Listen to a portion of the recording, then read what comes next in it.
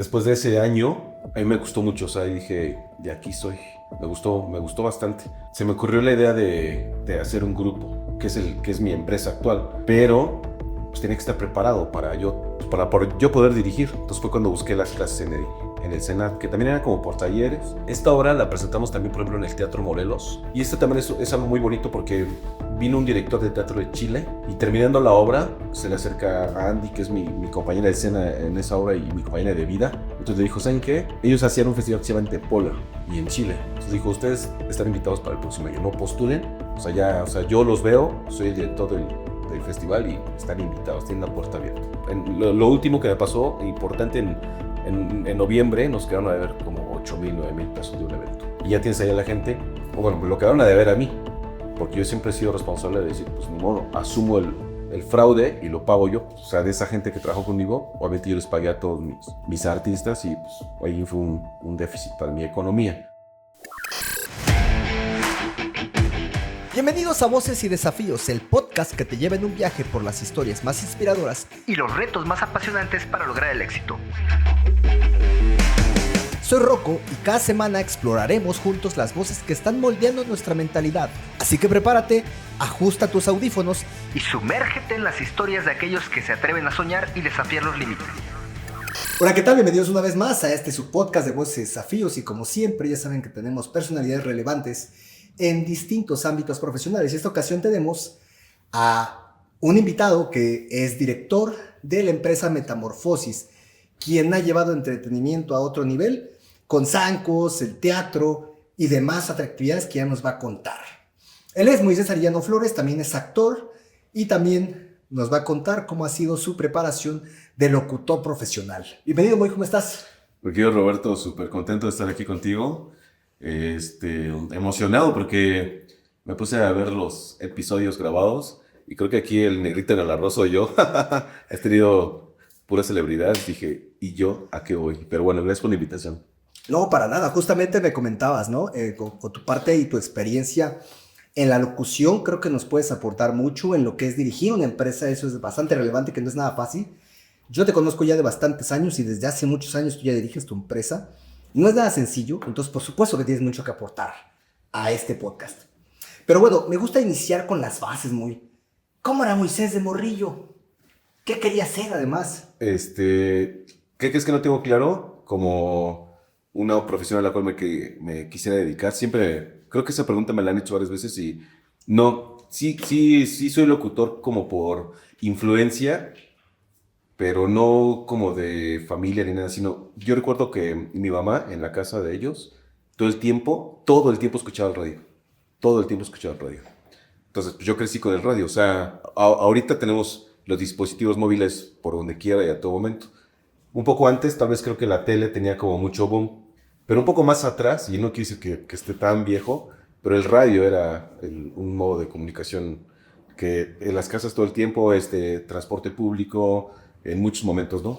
Y creo que de ahí fue indirectamente mi vocación sembrada. La influencia de la radio que la escuchabas en casa, en el transporte público, eso como que, ¿qué generó en ti para que tú dijeras, ok, en algún momento voy a estudiar locución? Yo creo que la magia de la comunicación, ¿no? Porque yo recuerdo que escuchaba a mi mamá en Radio Centro un programa un programa de autoayuda, un licenciado que se llama Gerardo Canseco, murió, pero sus programas eran como ahora los podcasts, justamente.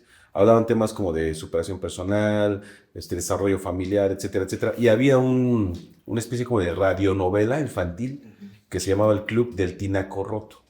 Entonces te contaban una historia, los niños eran como personajes de niños y te contaban una historia. Y esa historia, al final de cuentas, era para niños, pero tenía una enseñanza aplicable a la vida. Claro. Entonces me gustaba mucho escuchar por la diversidad de voces, etcétera, etcétera, y me quedaba como muy pendiente de eso. Creo que de ahí me empezó a gustar, me empezó a hacer el gusto. Luego se incrementó más, por ejemplo, cuando escuchábamos a los partidos de fútbol narrados. Yo llegué a ver partidos de fútbol en televisión y escuchados en radio. Y lo que estaba pasando en la tele no tenía que ver nada con lo que estábamos escuchando en el radio. Lo que estábamos escuchando en el radio era magia pura.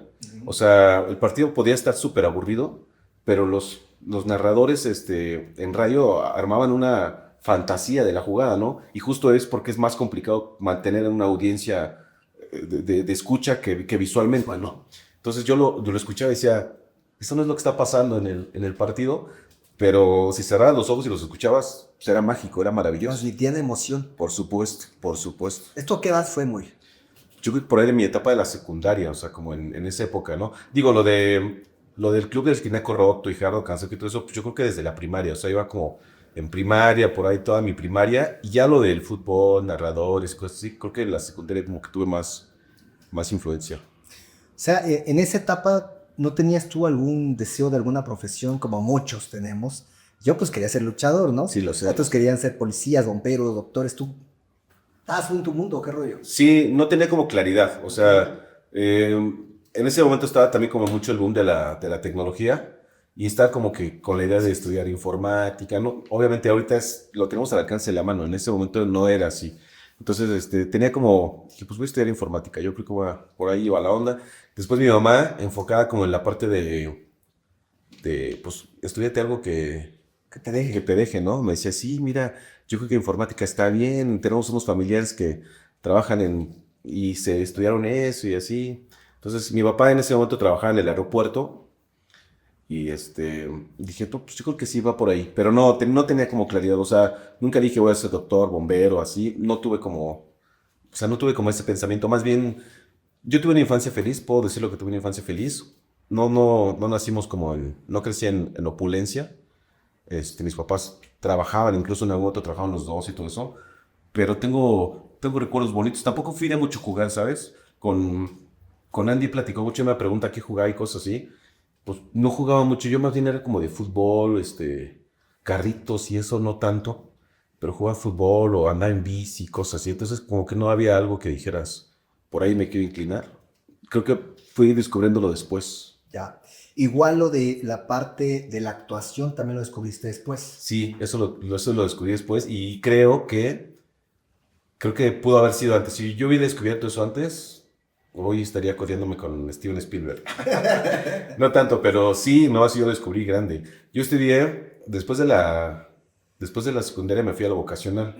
En ese tiempo no estaba el examen del Ceneval, que es que si no te quedas en una, te quedas en otra. O sea, ¿te estabas directo o qué era la que No, quisieras? tú elegías.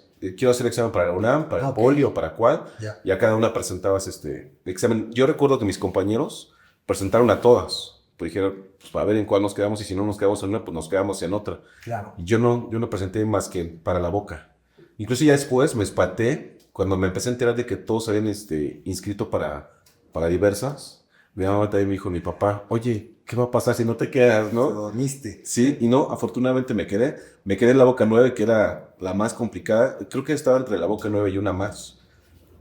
Y afortunadamente me quedé. No me gustó mucho que me haya quedado en el turno vespertino. Eso fue un momento complicado en mi vida porque yo tenía muchas cosas que hacer en la tarde. En ese momento me había metido a estudiar guitarra. Estaba en una estudiantina. O sea, tenía como muchas cosas que hacer en la tarde.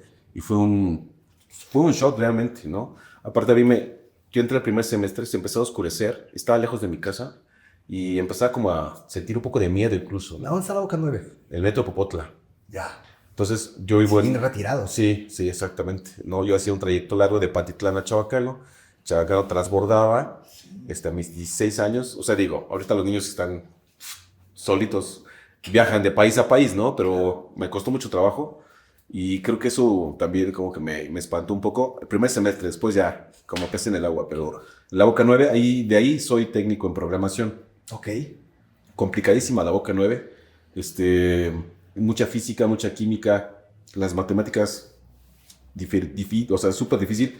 Yo me acuerdo que nos ponían un examen de matemáticas o de física con 3 preguntas y nos daban 3 horas para resolver. Entonces tú decías, son 3 preguntas. ¿Qué voy a hacer en 3 horas? No? Bueno, pero para desarrollar, justo, olvídate, sí. No, y dímelo a mí, que yo estudié más bien para programación en el CETIS. Ok. ¿Sabes cuánto reprobé? Todas.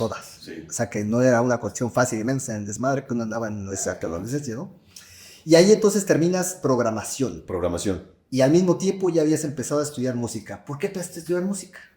Pues yo creo que como por ocupación, o sea, por recreación. Ya. Yo crecí en un ambiente como de de religión en el catolicismo. Y entonces eventualmente íbamos los domingos a misa. Entonces hubo una especie como de convocatoria para participar de una estudiantina, que son los grupos musicales que tocan en las misas. Entonces, digo, muchos tal vez no lo sepan. Decidí ir a preguntar, me dijeron, sí, aquí te enseñamos a tocar y bla, bla, bla.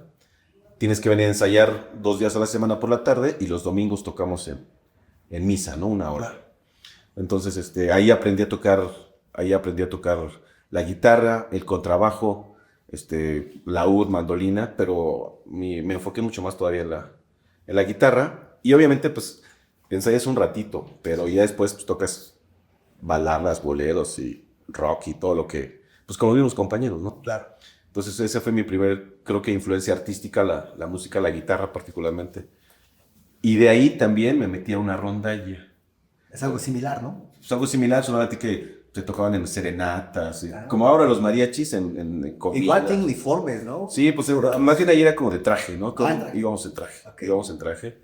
Y pues estuvo padre la experiencia también. En La Boca también estuve en la rondalla de La Boca. Ahí participé en el Politécnico. Hay unas competencias que se llaman interpolitécnicos. Y hay interpolitécnico de matemáticas, de física, de todas las materias, pero también de las actividades artísticas. En este caso, participamos con La Boca 9 en un interpolitécnico de rondallas y ganamos. Tengo grabado esa final, la tengo en un cassette, pero de esos De la grabadora. de la grabadora, exactamente. En ese entonces, para los jóvenes que nos ven, pues ya ni idea ustedes, pero eran los casetitos que se metían a la videograbadora y pues eso es lo... Exactamente. Voy a ver si lo podemos pasar a digital, estaría maravilloso. Claro, igual lo podemos poner a correr cachito también, dado caso. Estaría maravilloso y esa final fue en un auditorio que está en el Poli, que se llama El Queso, o si lo conocen. Sí. Ahí fue. Entonces, fue una de las primeras glorias, uno de los primeros éxitos de vida que tuve, ese interpolitécnico de rondallas. Pues, buena experiencia. Y esa fue mi primera experiencia artística como tal. Y ya después terminas programación, ya viene la etapa de la elección de qué quieres estudiar. Exactamente. La licenciatura, ¿no? Como ya profesional. De ahí me fui a UPIXA. Estuve un par de semestres en UPIXA, pero justo en ese momento me metí a trabajar. Me metí a dar clases de informática. Ya la economía lo ameritaba, el trabajar de joven. Claro. Y estaba bien complicado porque yo entraba a trabajar a las 8 de la mañana. Yo empecé a dar clases de primaria con técnico en programación. Ahora te piden licenciatura, ¿no? Claro, antes no. No, o sea, si tenías que avalar a tu educación, podías. Y si tenías el conocimiento y lo demostrabas, podías. Entonces empecé a dar clases de computación a nivel primaria, pero entonces entraba a las 8, era una primaria particular, y salía a las 2. Y a la escuela entraba a las 2, casi todos los días. De 2 a 9, de 2 a 10. Entonces, toda la primera parte, todo el primer semestre, las primeras clases ni las... O sea, no estuve, ¿no? Y el segundo semestre me pasó similar. No era como, no tienes mucha la opción, como ahora en muchas carreras, como de acomodar horarios y cosas así. Creo que hoy está muy flexible para todo. Todo está súper flexible. Sí, en ese momento era como muy cuadradito, muy tajante. Y los maestros, capaz que te ayudaran, te apoyaran, pues si no puedes, salte de la escuela, tal cual, así te decía. Entonces, opté por, o sea, terminé los 2 primeros semestres y luego me fui a una particular que está incorporada al Politécnico, Escuela Gauss Jordan se llama, y ahí terminé la parte de la informática. Seguí trabajando en esto, también trabajé en algunas empresas dando mantenimiento de computadoras, poníamos redes, etcétera, etcétera, etcétera. Y bueno, hasta ahí, hasta que terminé eso, fue que me empezó a surgir la cosquita del teatro. Sí, digamos, mientras tú estabas estudiando, ya no, porque estabas trabajando en las clases y al mismo tiempo tomando clases, ya no tenías como mucho para dar en la rondalla y todo esto. Exacto. O de vez en cuando le dabas. No, sí le daba. O sea, es que aquí nos ensayábamos una vez a la semana y era en las noches. O sea, porque todo el mundo trabajaba o estudiaba. Nos ensayábamos en las noches y después los fines de semana era como la parte de la rondalla, exactamente. Que realmente el pago pues era como simbólico, ¿no? Sí. Te tengo que contar que en ese tiempo yo tenía un problema de alcoholismo grave. O sea, ya desde la vocacional yo empecé a un tema de alcoholismo y pues sí me agasajé, ¿no? O sea, me dejé ir como gorda en tobogán. Digo, por eso es una etapa donde todo el mundo se suelta, pero hay quien se va un poquito más de filo. Sí. Digo, nunca tuve un problema como de quedarme en la calle o perderme o tener lagunas mentales, pero no se necesita eso para saber que tienes un problema, ¿no? ¿Pero tú cómo lo determinabas que tienes un problema? ¿Tomabas diario? De la última etapa donde tomé, sí tomé, o sea, sí era como, no diario, pero sí frecuente. O sea, no había problema si un día decía un lunes, pues unas, ¿no? Y si el martes decíamos, pues unas, claro. Sí. Yo creo que ya terminé que era un problema cuando de pronto me aventaba una parranda de viernes a domingo. O sea, ya no es como tan... No es normal. No es normal.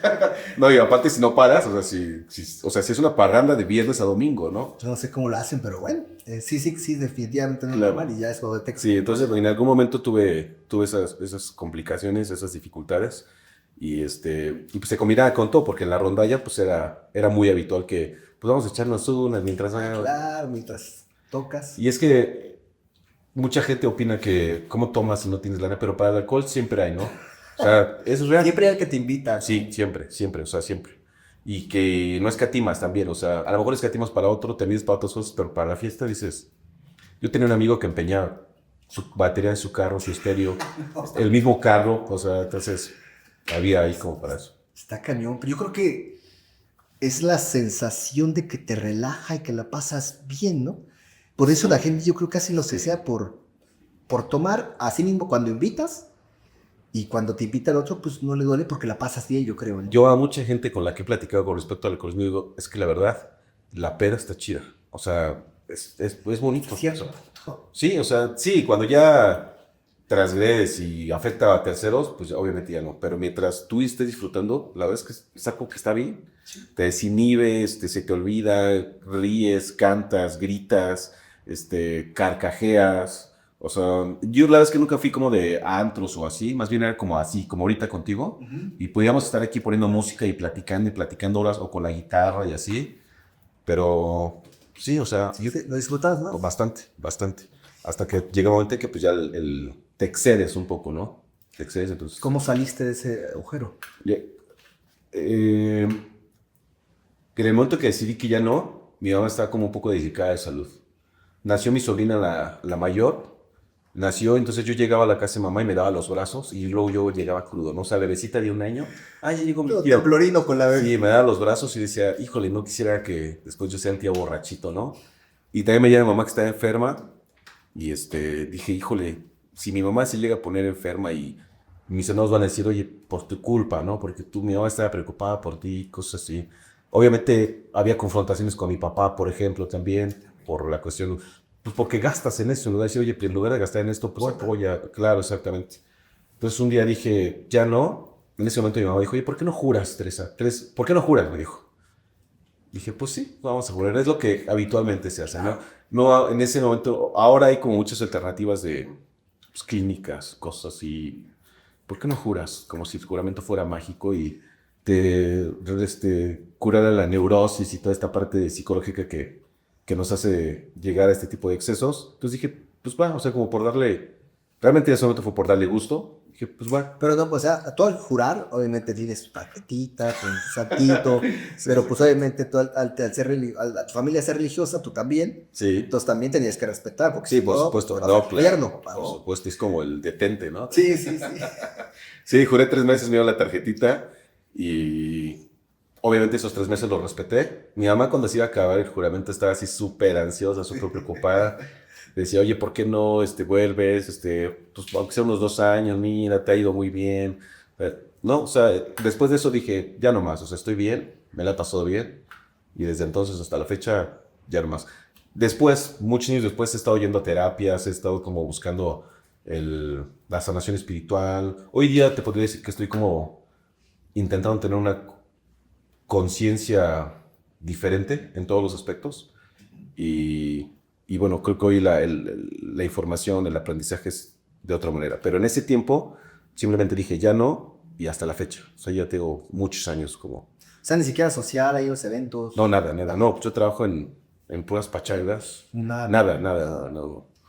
Eso es parte también de ser profesional. Sí, y he escuchado que hay gente que dice, con respecto al algoritmo, que no puedes tomarte ni una. Y eso es real, o sea, no te puedes tomar una. Creo que hay gente que no se le cae el alcohol a la sangre y pues, es una pachanga de meses, ¿no? Yo conozco mucha gente que se ha rehabilitado. Afortunadamente nunca me fueron a levantar de ningún lugar, nunca me perdí, no atropellé a nadie. O sea, algo que lamentar, aunque no pasó, y creo que era el momento justo y Y pues ya, y conozco mucha gente que tiene el problema del alcoholismo y que coinciden en que no se puede tomar una. Si tomas una, creo que es muy viable que puedas volver, ¿no? Y entonces, pues, ¿para qué experimentar? ¿Para qué buscar? Claro. Ahí nos quedamos. Y entonces en esta etapa ya obviamente ya pasas ese bache del alcoholismo, terminas tu carrera y entonces ahí es cuando ya encuentras la parte de la actuación. ¿Cómo se da eso? ¿Cómo se da que tú dices, pues voy a rifar esa? Me voy a rifar. Me encontré un centro cultural que está cerca de mi casa, el Centro Cultural José Martí. ¿Lo conociste? Sí, claro, sí. Ah, pues ahí había una lona que decía taller de teatro. Mi primer maestro de teatro se llamaba Armando Flores. Él dirigía un grupo que se llama Cascaras. Era como una cascarita. Él decía que, o sea, digo, todos estos tallercitos son como empíricos y semiprofesionales, ¿no? Entonces él decía que era como una cascarita, o sea, que pases y cosas así, de fútbol. Sí. Entonces lo traducía al teatro y le puso Cascaras. Recuerdo que era por eso. Soy con él, estudié un año y realmente te decían como lo básico, ¿no? Como un año estuve. Terminando el taller te ofrecían una puesta en escena, estudiabas, bla, bla, bla. De ahí varios de mis compañeros se fueron a otros grupos o formaron y así. ¿Cuánto duró ese taller? Un año. Un año. Estuve como un año, ¿Cuánto exactamente. tiempo? Sí. ¿2 horas por semana o diarias? No, eran 2, era martes y jueves por las tardes. Okay. Yo seguía dando clases en la mañana, en primaria y secundaria, y entonces tenía como la oportunidad de estar en el taller, ¿no? Entonces, acondicionamiento físico, todo lo que implica el preparar el cuerpo para la escena. Y después de ese año, a mí me gustó mucho, o sea, dije, de aquí soy. Me gustó bastante. Se me ocurrió la idea de hacer un grupo, ¿no? Que es mi empresa actual. Pero pues, tenía que estar preparado para yo poder dirigir. Entonces fue cuando busqué las clases en el Senat, que también eran como por talleres y después eran como por módulos. ¿Ahí qué clases tomaste? Pues te dan toda la parte actoral, que es proyección de voz, desenvolvimiento escénico, principios de acrobacia, cómo desenvolverte en el escenario, etcétera, O etcétera. sea, como un poco de todo lo que conlleva una producción. Sí, principalmente los primeros 2 años enfocado básicamente a la parte personal, ¿no? O sea, tú como herramienta escénica, tu cuerpo como herramienta escénica en todos los aspectos. Ya. La parte emocional, obviamente, se estudia la historia del teatro, te dan toda esta parte desde los griegos, de la verdad, todo eso, y entrenas tu cuerpo. Después, el último año, era como toda la parte técnica, como la iluminación, la escenografía, producción, incluso ventas, etcétera, etcétera, etcétera. Ok. O sea, ¿cuánto duró total? En ese tiempo eran como 3 años. 3 años. Ahora son como 4. Pero eran como talleres, cursos, No, era una carrera, pero los módulos los podías tomar como sueltitos también ya. Sí. Entonces, me aventaba como 2 o 3 en un semestre o así, y el otro semestre pues, sí lo tomé como, escolarizado, por así decirlo, y el otro semestre otra vez como por clases, y estuve 2 años, Okay. y así fue. Y digamos, ahí aprendiste la dirección como tal del grupo. ¿Y esto en qué año es cuando tú fundas Metamorfosis? No se llamaba Metamorfosis. Se llamaba Escénica Metamorfosis. Ok. Se llamaba Escénica Metamorfosis, eso fue en el 2003. Ok. El 2003, este año cumplimos 22 años. Wow, ya bastante. Exactamente. Y los que faltan todavía. Sí, y esa primera etapa fue como con amigos. Oigan, pues yo tenía un amigo que es mi maestro. A mucha gente a la que yo le aprendo, le tengo el respeto de decirle como maestro todo el tiempo, ¿no? Claro. Y Alejandro, Miguel Alejandro, era mi amigo de incluso parandas, de plática y así. Y yo le dije, ¿por qué no hacemos un grupo de teatro? Y sí, estaría padre. Él ya era actor, él estudió también. Es que hay una historia impresionante del teatro en México, y no nada más en las redes luminarias, sino también en grupos como independientes, ¿no? Hay un grupo de los 70 que se llama Los Opilotes, Albatros y cosas así, y él había estado en este grupo que se llama Albatros, que era como de renombre en aquel tiempo, ¿no? En esta corriente teatral. El teatro se utilizó mucho en aquel tiempo, o sea, no en mi tiempo, sino mucho antes, los 70s, 80s, como para protestar políticamente, ¿no? Socialmente. Cuando hacían huelgas, diversos sindicatos o empresas, los grupos de teatro independiente iban y se presentaban afuera de las huelgas para... O sea, en lugar de cerrar las calles, ellos representaban. Exactamente. Entonces, pues era como un apoyo, ¿no? Y dentro de las protestas había como mucha parte de pues, mucho contenido político en contra y cosas así, que en aquel tiempo, pues la censura estaba un poco más complicada que ahora, ¿no? En aquel tiempo sí estaba como, pues te levantaban y te subían, y si ya tenemos ahí el caso del 68 y toda esta parte, ¿no? Entonces, él venía del grupo que se llama Albatros, y hacían teatro en la escuela y cosas así, coincidimos, le dije, era mi vecino en ese tiempo, dijo, pues va, ¿dónde? Porque no hay espacios, ¿no? Ahora hay mucha más apertura en cuestiones culturales, incluso hay muchos espacios independientes que te rentan en el salón y así. Claro. Y entonces, cerca de la casa donde yo vivía estaba la iglesia de Talpa, que es donde yo iba a la estudiantina, y en ese tiempo estaban unos padres argentinos, obviamente con una mentalidad completamente distinta a muchos de los padres mexicanos, la cultura es completamente diferente. Oye, padre, tenemos esta propuesta, que es un grupo de teatro, necesito un salón para ensayar. Obviamente la idea también es de que captemos jóvenes de aquí de la comunidad para que pues, se les dé el entrenamiento escénico actoral y pues, podamos participar en algunas actividades de la iglesia también como intercambio. Entonces les pareció buena la idea, dijeron sí, ahí está el salón, nada más obviamente hay reglas, dime qué días, en qué horario y pues, ahí está, se encargan de tener el espacio limpio y así fue. Pues hicimos una convocatoria no publicada, sino con gente cercana. Ahí por ejemplo estuvo mi cuñada, la que ahora es esposa de mi hermano. Ella fue parte del elenco original, estaba Juan Sánchez, estaba Alejandro Miguel y algunos otros. Nuestro primer montaje se llamaba Se vende una mula, que es un sainete, que bueno, dentro del teatro pues, también hay diferentes géneros. Sainete. Sainete es como una pieza cómica Ok. y tiene como mucho que ver con las culturas populares. Por ejemplo, el personaje principal era Juanito, que era un indígena, y se enamoraba de Pascuala, que era otra indígena, que era la sirvienta de la familia. O sea, como con este tipo de... Pero era comedia, o sea, es un enredo y estaba muy divertido. Y, y así fue como empezamos. Y en ese entonces ganaban algo. No, vale, por amor al arte. La plática del amor al arte. Por amor al arte. Como cada quien tiene su Su chamba. trabajo, pues eso lo hacemos como por gusto, ¿no? Por diversión. Pero era muy enriquecedor.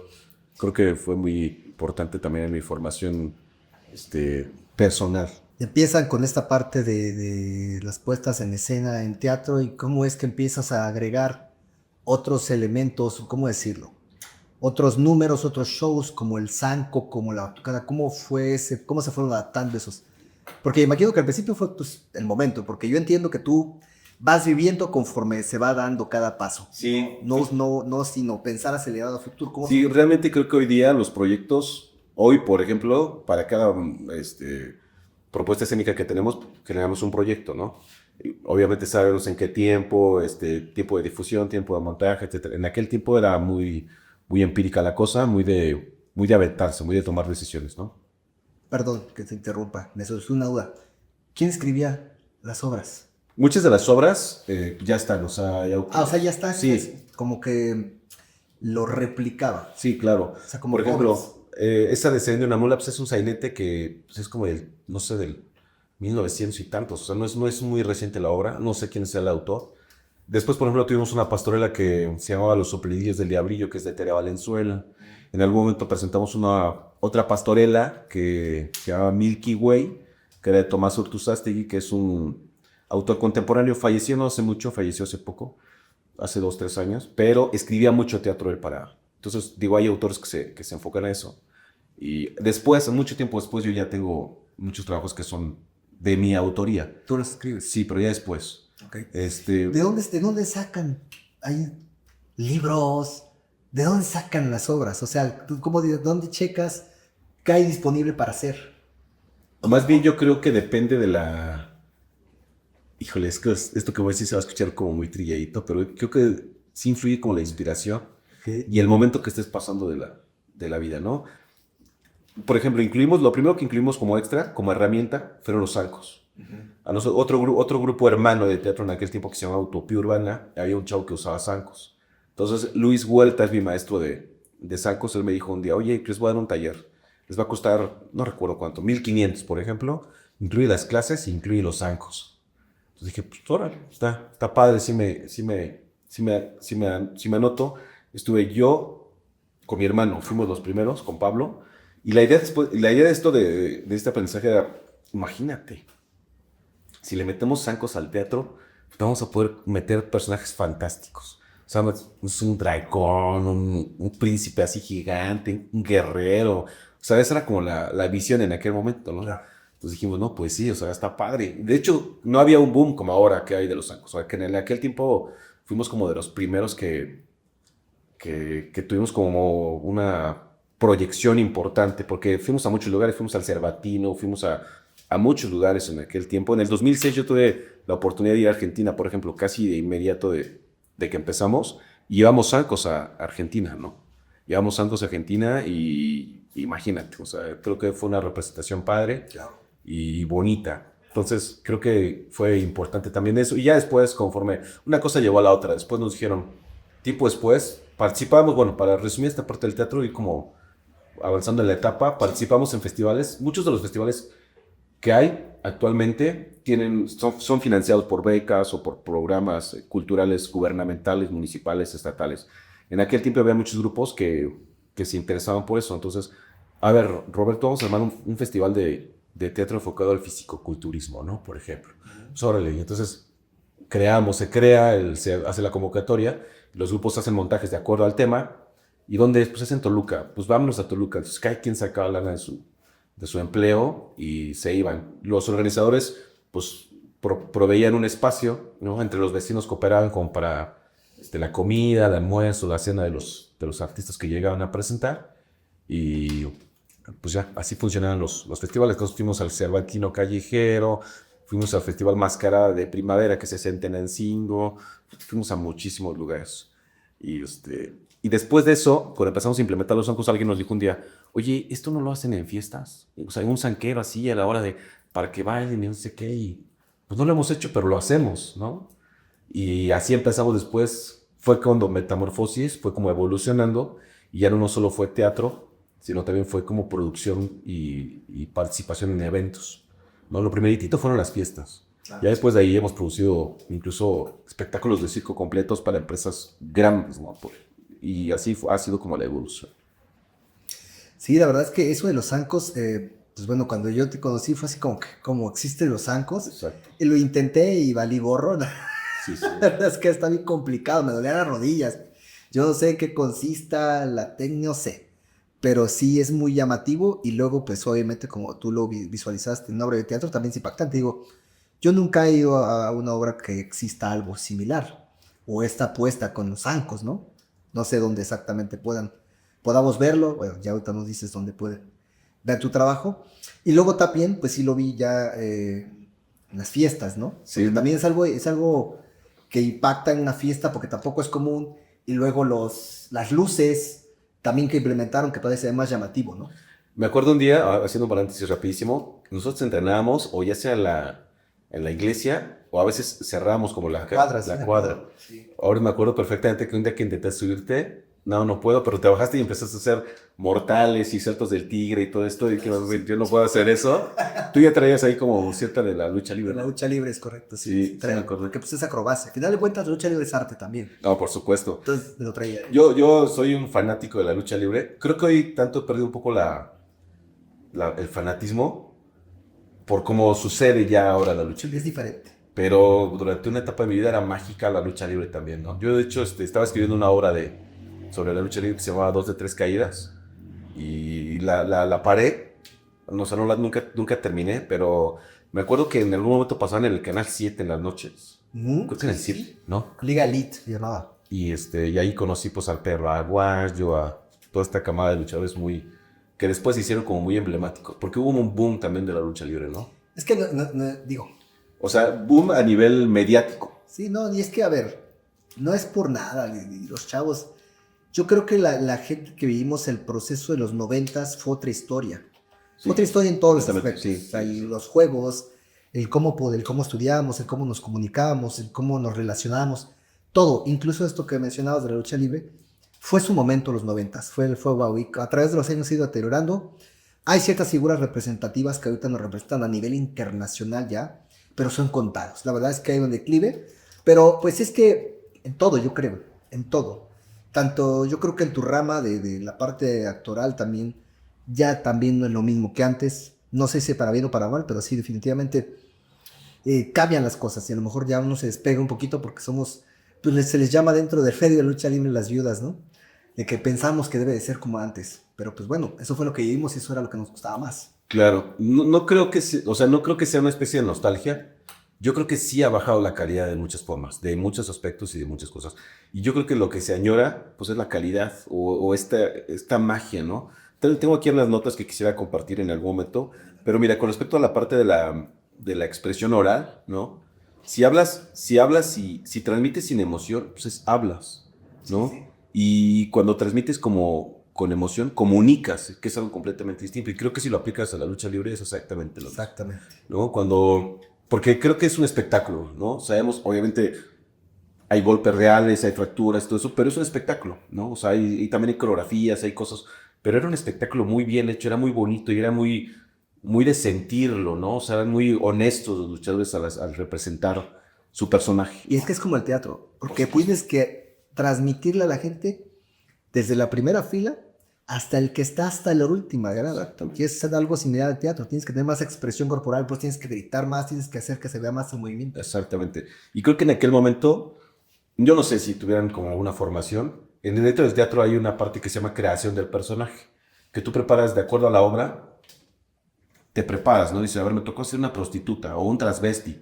Pues yo ni soy prostituta ni soy transvesti, pero bueno, pues voy a documentar, voy a investigar, voy a ver qué me toca aprender, cómo se mueven, cómo hablan, cómo reaccionan, qué psicología, a partir de qué uno decide cambiar su vida a este tipo de, etcétera, etcétera. O sea, si es un trabajo honesto, ¿Cómo se crea un personaje? principalmente así, ¿no? Por ejemplo, Pero teórico, tienes que ir a analizar algo similar. sí, o sea, hay trabajo de campo para construir un personaje. Depende ahí del actor, ¿no? Puede haber casos tan extremos como el que hizo el Guasón. ¿Cómo se llama el que hizo el Guasón antes? Antes de Phoenix, uno antes que murió. Sí, sí. Pues él se metió 2 meses, creo, a una habitación de un hotel para construir esta demencia del Guasón. Que bueno, también hay excesos, ¿no? Pero la representación estuvo, pues, magistral. Este cuate que te digo que apenas se viste de Caníbal Jr. nos dijo que iba a hacer una escena en una caja, como un refri. Consiguió la caja y se metió. Tienes que sentirlo, ¿no? Sí. Tienes que sentirlo. A mí me tocó una que yo me siento muy orgulloso. Hay un autor mexicano que es de Puebla, que se llama Ricardo Pérez Kit. Él escribió una obra que se llama Tareo. Dentro de los personajes, interpreté a un jorobado y a un asesino. Como podríamos decir, como una especie de narco actual, ¿no? Un Sicario. sicario, eso quise decir. Entonces, ¿cómo solucionas el cambio de personaje en una sola obra? Cuando el maquillaje y la caracterización pues, es tardada. Entonces utilizamos media máscara. El jorobado, o sea, me metí prótesis de papel dentro de acá para poder como deformar un poco las facciones. Pues, como te imaginas un jorobado también. Caemos muchas veces a los clichés, que es lo que vemos como en las películas de Disney o las películas de Hollywood, que es completamente distinto a la realidad, ¿no? Muchas veces. Entonces, bueno, lograste una deformación y cuando hice en la siguiente escena que me tocaba hacer al sicario, pues me puse una media máscara, como sin facciones, pero ahí más bien la proyección era lo que daba a la gente que, bueno, este cuate no está sintiendo nada, ¿no? Este cuate está, pues sí, ha matado y no le pesa un poquito exactamente. Y fue una buena actuación, o sea, tuve como muchas menciones positivas de ese trabajo. Esa es la forma de construir. Yo no soy nunca matado a nadie, afortunadamente, pero pues, te pones a leerlo un poco, ¿no? ¿De dónde vienen estas personas? Pues, muchos de ellos vienen de familias desintegradas o tienen problemas de adicciones o en algún momento pues, fue por necesidad económica y no les queda otra más que hacer esto para poder subsistir y que si no lo haces pues ya no comen y ya después cuando te empiezas como a adentrar en la investigación te das cuenta que pues, la primera fue fácil, pero después ya no te puedes salir. Porque si te sales te mato a ti, ¿no? O si no lo matas ahora yo te mato a ti, ¿no? Leí un libro que se llama, se me fue la onda, es algo de muertos, que justamente se trataba de un cuate que le encargaban, asesino de muertos se llama, le encargaban matar por lana, o sea, y me ayudó mucho como para la creación de ese personaje, ¿no? Okay, entonces tienes que documentarte, observar, exactamente. experimentar. Exactamente. Todo un trabajo. ¿Qué tanto te puede llevar crear un personaje? Bueno, dependiendo de la complejidad, supongo, pero... Yo creo que depende de qué también lo quieras hacer. Yo creo que ahí depende de ti, el tiempo que le quieras dedicar a la preparación. Tuve un taller, creo que lo platicamos hace rato, de teatro con Gerardo Taracena, que por aquí no lo ubiqué tanto porque no es tan mediático. Él salió en la de Apocalipto. Ha salido en muchísimas películas, pero salió en la de Apocalipto. Y representaban unos mayas. Obviamente no sabemos cómo eran los mayas, o sea, lo que se estudia es lo que tenemos, ¿no? Dice que los acostaban a dormir. A él lo dirigió Mel Gibson. Obviamente Mel Gibson es una estrella mundial que todo mundo. Lo acostaban a las 8 de la noche, los levantaban a las 2 de la mañana para maquillaje. Los prepararon creo que 5 o 6 meses antes con un preparador físico donde les quitaron toda la grasa del cuerpo. O sea, los dejaron en puro músculo y súper delgaditos. Los ponían a correr kilómetros con todo el maquillaje. Los ponían a correr descalzos. O sea, para que pudieran entrar en esta parte de la creación del personaje. O sea, fue una cuestión física increíble. O sea, él no lo narraba como... O sea, llega a ser hasta una especie como de tortura física, pero si no lo sientes y si no lo vives, pues no vas a poder hacer la representación. Sí, fíjate que ahorita recuerdo también a una entrevista que tuvimos que es Diana Lane, que ahorita está en la serie Netflix que se llama Los Enviados, y que es unos padrecitos. Según ella es una escena debajo del agua, encadenada, si no me recuerdo, y no sé cuántos minutos tuvo que estar dentro del agua. Está cañón, digo, a veces pensamos que la parte actoral está fácil, pero pues, depende del papel, ¿no? En algún punto te va a tocar hacer algo muy complejo. Claro, claro, depende del papel, del profesionalismo. Creo que influye mucho también el director, ¿no? O sea, la exigencia de los directores, Claro. y de ahí pues parte para muchas cosas. Entonces, bueno, esa es la forma como te preparas para poder crear un personaje. Y creo que era parte también de lo que hacían los luchadores antes, ¿no? Sí, Tenían esta parte como de crear su personaje y el personaje enganchaba con la gente y pues, de ahí se iban las estrellas, ¿no?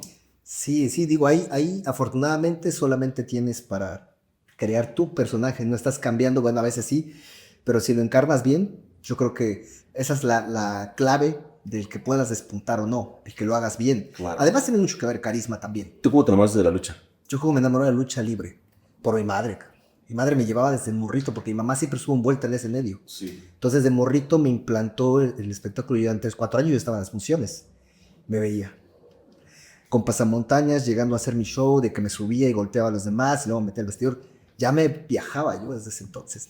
En una de las entrevistas que tuviste, no me acuerdo con quién, de una anécdota que platicaste de la Arena San Juan, Apenas, sí, la que está ahorita. que la bolseaba, ¿no? Que tu mamá bolseaba al rival ahí. Ah, sí, digo, sí, exactamente, ya te lo echaste, entonces Sí, no, claro. Sí, mamá, la arena Nesa de volteo y estaba ya pegándole con la bolsa a las personas que me la estaban dentando. Y incluso con este cuate que pues éramos, haz de cuenta, tú y yo, éramos compas, y vas a la casa a comer, pero en el ring es un personaje y Claro. es un espectáculo, y al final de cuentas, lo que platicaba con él, la ventaja es que entre más te conoces con el compañero, mejor y más realismo le puedes dar. Claro. Porque nos pegábamos bien. Si tú me das un buen pierrotazo, raquetazo, te lo voy a regresar igual.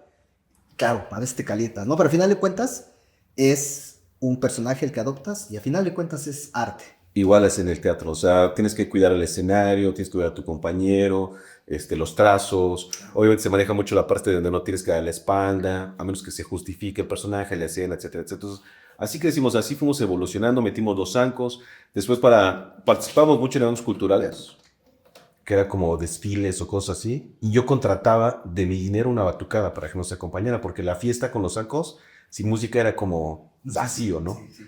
Tú fuiste a un aniversario de nosotros, donde acabas de participar, creo, del Mister México y llevaste tú. Ah, sí, que me entregaste un reconocimiento. Exactamente. Entonces, sí. Ah, pues, ¿te acuerdas que llegamos todos así como la batucada? Esas batucadas yo las contrataba y las pagaba en Milán. Sí. Entonces un día dije, ¿por qué pagar? A lo mejor aprendemos también a hacer percusiones y ahora pues, ya somos más completos y así, o sea, así ha sido como el proceso de metamorfosis, ha sido como la evolución. Ahora actualmente creo que estamos más completos porque en el 2016 conocí a Andy Montt, que ya se dedica a hacer espectáculos de hula hula, pero en el circo. Entonces después ya también metimos a Metamorfosis. El circo lo metimos a Metamorfosis. Y bueno, no solo ella, sino ella nos conectó con mucha gente que se dedica a hacer circo. Entonces ahora los espectáculos que tenemos pues han sido como más completos, ¿no? Por ahí vi un evento en Rusia, o nada más está nombrado como Rusia, o se llamaba el espectáculo así, terminado en Rusia, en tu canal. No. Sí, lo vi ahí. Algo tiene de Rusia al final. ¿Algo? Sí, al rato te lo mando el link. Algo así. Mira, los espectáculos grandes, tengo una obra que escribí que se llama Ofrenda de Muertos. Hace como 10 años murió mi abuela. Y yo con mi abuela tenía sí, o sea, éramos muy cercanos. Yo en mis vacaciones me iba a quedar en su casa. Y los 10 de mayo con la rondalla llevábamos serenatas a las mamás. Y entonces mi mamá me decía, no me traigas a mi serenata, a lo mejor llévale serenata a tu abuelo. Entonces en lugar de llevarle serenata a mi mamá, pues íbamos con mi abuela. Entonces así fueron muchos años. Mi abuela tiene una tiendita, entonces me decía, acompáñame a comprar mis dulces. Órale, nos quedábamos de ver en algún lugar, o sea, como citas, ¿no? Sí. Y ahí llegaba yo y de ahí nos íbamos a comprar sus dulces, la acompañaba y así. Entonces ya mi abuela la quería muchísimo. A mi otra abuela también, pero convivía menos con ella. Y fallece, y justo cuando fallece nosotros estábamos en una temporada de teatro para municipios del Estado de México. Nos contrataron una obra de teatro infantil, entonces era para el DIF. Nos dijeron, tienes que hacer 10 funciones. Son 10 o 12 funciones, no recuerdo bien. Era 27, 28, 29 y 30 de abril. Mi abuela muere el 29 de abril y la función más grande era el 30. Entonces, el 29 de abril, en la última función, agarro mi teléfono y ya tenía 1500 llamadas perdidas de mi hermana. Entonces le marco y le digo, ¿qué pasó? Ya murió mi abuela. Mi abuela murió de cáncer de páncreas, ya estaba enferma. Entonces vimos como toda esta parte de su declive físico. Y el 30 de abril, que fue cuando la sepultaron, yo no pude estar en su sepelio. Tuve que ir a presentar pues, esta función que era para 2000 niños, ¿no? Todavía más complicado porque tienes que estar pues, para niños, ¿no? No puedes... Es que es la parte de profesional. Exacto. Entonces, yo tenía como que esa espinita, ¿no? Híjole, me hubiera gustado estar como en ese último momento de despedida, que es una cuestión más mental que espiritual, tal vez, ¿no? Y entonces, en algún momento se me ocurrió escribir Ofrenda de Muertos, donde el personaje principal, que es una abuela, que se llama Lidia, que, bueno, puse ahí en honor a mi abuela, y esa obra tuvo mucho éxito porque se presenta en temporada de muertos. Y yo creo que esa obra, calculando la gente, porque es un espectáculo de gran formato. ¿Qué quiero decir con esto? Que, bueno, no se puede presentar como en un teatrito, por la cantidad de gente, por los requerimientos técnicos. Es una obra de gran formato, entonces se presentan en escenarios grandes y se puede presentar para masivos. Yo creo que la han visto unas 10,000, 12,000 personas, ¿no? Más o menos, 15,000 personas. Claro. Sí, muy bonito. Y aparte, después de eso viene también la retroalimentación de la gente. Oye, qué bonito, oye. O sea, nos ha ido muy bien. Y es una abuela que le va enseñando a su nieta las tradiciones del Día de Muertos, ¿no? Van montando la ofrenda, vamos explicando cada uno de los pisos que se ponen en la ofrenda. Y a su vez va sacando las fotos, las va poniendo. Y esas fotos hacen un flashback. Ah, te voy a platicar, porque Roberto era parte de nosotros. Pues Roberto tenía un número de acrobacia, ¿no? Por ejemplo, que tú estuvieras. Entonces, cuando le empiezan a narrar, van al pasado y aparece Roberto en el escenario y hace su espectáculo de acrobacia. Y así con cada uno de los artistas son puros números de circo. Entonces, al final, la obra termina. Bueno, no se los voy a contar para que la vayan a ver cuando la hayan visto. Pero se reúnen otra vez la abuela y sus compañeros muertos. Y bueno, está padrísimo. O sea, nos ha dado muchas satisfacciones. Se ha presentado en muchos lugares. La ha visto mucha gente. Explanadas, Alcaldía Venustiano Carranza, Iztapalapa, en Michoacán, en Texcoco. O sea, la ha visto mucha gente. Esta la escribí yo, por ejemplo. Hace rato preguntaba, o sea, sí. Pues me inspiré en mi abuela, me acordé de esos momentos y después empecé a documentarte también, ¿no? Sobre la ofrenda de Día de Muertos, sobre el Día de Muertos, sobre etcétera. Y pues de ahí vas. Tienes que estudiar bastante a fondo para conocer y representar. Escribí otra que se llama México, que es la historia del organillero. A mí me gustan mucho los organilleros y siempre que veo uno les doy. Entonces me metí a estudiar sobre los organilleros. Es un homenaje a los organilleros, cilindreros, organilleros. ¿No? Claro. Y entonces escribí una que se llama México, que también es circo, y él habla sobre pues sí, sobre cómo funcionan los órganos, dónde están. Obviamente me tuve que documentar y estudiar sobre eso. Ahorita te podría contar como dato para todos que hay un órgano que está haciendo como una gira por Europa en los diversos museos. Y es un cilindro mexicano. O sea, se exhibe en muchos museos de Europa y pues está padre. Eso no lo sabemos nadie, me parece. Y eso fue, o sea, yo lo conozco a partir de que me empecé a documentar para ese personaje, ¿no? No, y aparte, al igual que el Día de Muertos, es cultura mexicana, Patrimonio cultural, sí. el organillero. Entonces sí, pues cuando vemos a algunos hay que echarle la mano porque, para que sigan manteniendo, ¿no? Sobre todo para mantener el turismo. En ese inter, en todo este proceso, tengo la fortuna de tener como esta voz que están escuchando. Sí, eso es lo que estamos platicando un poquito de eso. Exacto. Y en algún momento un amigo que tengo desde hace muchos años, igual que tú, me invitó a participar de una estación por internet. Ahora hay muchas y muchos podcasts y en aquel tiempo no había tanto, ¿no? O sea, Ágil Musical. Oye, Moy, mira, que no sé qué, que no sé cuándo, ¿por qué no hacemos una Se le llamaba radio por internet. radio por internet? Exactamente. Así como radio por internet, así literal. Entonces dije, pues órale. Entonces tuvimos un programa y pues funcionó. O sea, teníamos un streaming, pagábamos un streaming que en ese momento equivalía como al que tenía la Z o la Qué Buena, que era como para 5,000 personas. No es como ahora que grabas el programa, lo subes y puedes verlo millones de personas, porque aparte en ese momento era en vivo. ¿no? El streaming era la gente que podía soportar el programa. Sí, el programa. Parece entonces el internet que tuvieras, ¿no? Exacto. Eran otros tiempos. Sí, eran otros tiempos exactamente. Soportaba como 15 años, 16 años más o menos. Es que este boom viene de 5 años para acá. Tenía como 23. Sí, exacto. 15 como 15 años más o menos. Más o menos. Y estaba padre porque ponían música y aparte pues, era un radio tal cual. Tal cual, era radio, era como revista porque hablábamos de muchos temas. Sí, sí. Incluso yo anunciaba, ¿no? Vamos a tener invitado a tal. Y pues o sea, no era imagen, era solo radio. Y sí, hablábamos, teníamos un set de plática o de entrevista hablábamos del tema y metíamos alguna rola. Nos comunicábamos por Facebook, ¿no? La gente, había una página que se llama El Rey. El programa se llama El Rey del Barrio, en homenaje a Tintán, porque a mí me encanta Tintán. Oye, sí, cierto. Y entonces la gente decía, oye, pues ponme una de los Enanitos Verdes.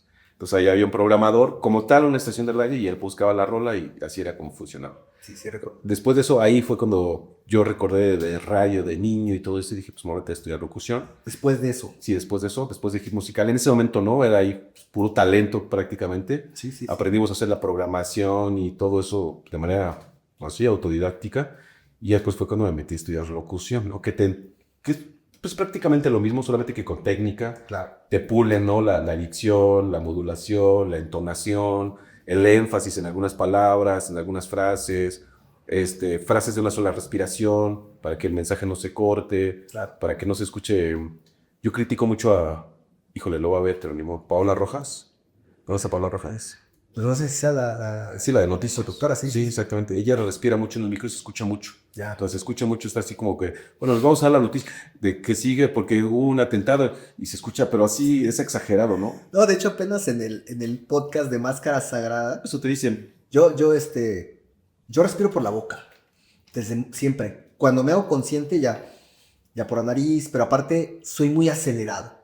Porque imagino que son las cositas que me ibas a recomendar. Sí, ¿no? pero ¿sabes aquí qué es? Perdón, que te interrumpo, ahorita sigue. Es el cerebro. El cerebro, ¿no? sí. Que va más allá, más rápido de lo oral. Sí, justo veía un artículo de una psicóloga que colabora con Social Andefi, que decía eso, que además es por toda la información que tienes. No sé si 100% tenga que ver con inteligencia, porque eso decía su infografía, pero es que tienen muchas cosas que decir y te aceleras. Y habla de la respiración por la boca, yo creo que es educar mi respiración también. Porque, entre máscara cerrada, que se escucha en su máscara cerrada, y luego yo, sí me decían que cuidara la respiración, y yo, puta, si quieres no respiro, cabrón, ¿no? Pero bueno, me imagino que eso se aprende. Sí, se aprende, se entrena, obviamente. Los ejercicios de versos o párrafos de una sola respiración justamente es como para eso, para que no estés como interrumpiendo, ¿no? Y haces una inhalación suave. Que no se escuche. Que no se escuche, y entonces empiezas a hablar hasta que encuentras las énfasis, las entonaciones, la emoción, y sigues hablando y sigues hablando y sigues hablando con una sola respiración, hasta que, bueno, terminas. Procuras terminar en un momento donde a lo mejor te dé la palabra para que vuelvas a poder retomar, ¿no? O haces una pausa obligada, pero o sea, se entrena todo eso, te enseñan todo eso, obviamente la modulación. Hay otras ramas que yo no he explorado, como la parte de el doblaje, ¿no? No, por ahí no me he ido. Más bien después de eso, reforcé mucho la parte de la conducción de eventos. Porque si combinas la locución con la actuación, pues te puedes hacer un buen conductor, ¿no? Claro. Y he trabajado mucho, tengo como 16 años, más o menos, trabajando de maestro de ceremonias, conductor de eventos, y me ha tocado estar en eventos padres, con gente importante incluso, y cosas así. Entonces, bueno, ayuda también. Es otra faceta que ahora es en la que más estoy como enfocado. Me decías que la voz se puede... Pues así tuvimos una etapa muy importante nosotros, que estaba yo como de animador, y ustedes hacían un espectáculo. Sí, recuerdo. De hecho, ahí fue que salió el nombre de rock. Sí. A ver, recuérdame, porque según yo había sido el vato que nos llevó, que es Enrique Cepeda. No sé si te acuerdas que, como decías, sí. Enrique Cepeda, según yo, el que organizó, y tú ibas como conductor. Como animador, exactamente. Pero no recuerdo, porque me acuerdo que me dijeron con qué nombre te anunciamos. Y yo, pues, Beto. Es que, ¿sabes qué? ¿Pero quién fue, Enrique? ¿Tú fuiste? No, yo te lo puse. Sí, yo te lo puse. Todos tenían como un nombre, ¿no? Artístico. Sí. Ajá. Entonces, era una especie como de solo para mujeres. Sí. En versión un poco No, pero todos eran de gimnasio. Sí, digo, la verdad es que ahorita ya con todo el conocimiento y todo lo que conozco de un cuerpo bien de un Mr. México, digo, qué vergüenza, pero bueno, en ese entonces ahí más o menos le echamos. Y justamente creo que pegó porque estaba solo para mujeres en todo y en todos los teatros de las ciudades importantes de México.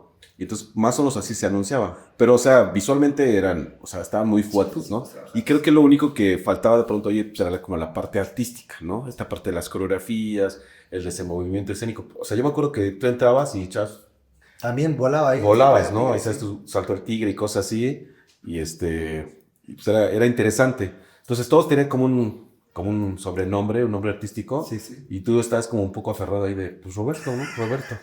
Creo que tuvimos un evento me acuerdo bien, en un salón que está sobre la avenida Fantitlán, cerca del metro. Sí, sí. Creo que con ese fue el primero. Ese fue. Y entonces, ¿cómo anunciamos no?